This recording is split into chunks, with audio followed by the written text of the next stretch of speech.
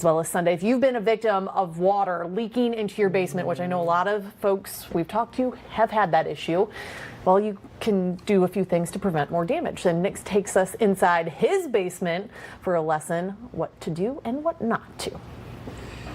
As a homeowner of a home that was built in the 1950s, when Mother Nature starts unleashing all kinds of rain, I'm the guy who's going to get nervous. Come on down here and I want to show you a couple of things here. Now, because of that, you know, we've had some work already done to this house. We've had some epoxy done here to fill in the cracks on the homes, and that's done a great job here. But with all of the rain that we have had over the last 4 or 5 days here, we've had as much as 8, 9, 10 cases. The water's going to find its way in somehow, some way, and it did to my house.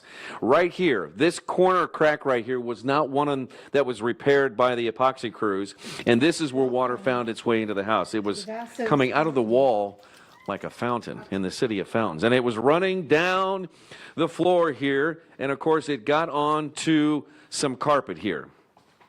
You see that squish right here? It's still wet. So the pad and the carpet, not in good shape. Let's talk to John Collins here. He is with PuroClean here. John, I imagine you've been kind of busy over the last few days. How many calls have you guys had? It's been quite overwhelming, and we have quite the backup list going too. I bet you do. And a lot of homeowners dealing with what I just described here, wet carpets. What should somebody do if they've got wet carpets in their basements? One of the main things you want to do, and especially when there's a backlog of calls, is remove the pad. Get rid of it. It's hard to save carpet with pad in there against the concrete. So pull it away from your walls and trim and get rid of the pad. We can usually save the carpet, but the pad's got to go. All right, John, follow me. We're going to go further back here into the basement here, and we're going to step out in front of here. But Kyle is going to show us a couple of do's and don'ts here that you recommend to all your customers, right? Right. In the basement, you don't want to store in cardboard boxes.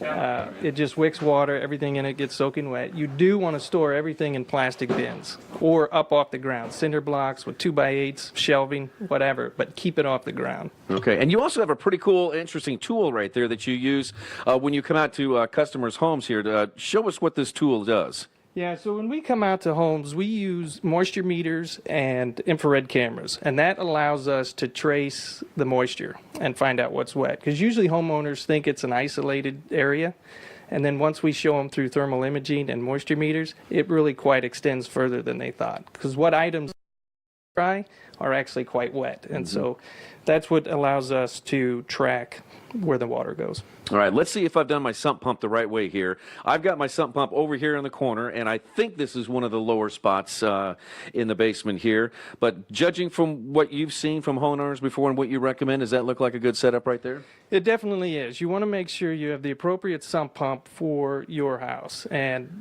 reference your local plumber, find out, because a lot of homes nowadays are built with 9-10 foot ceilings in the basements.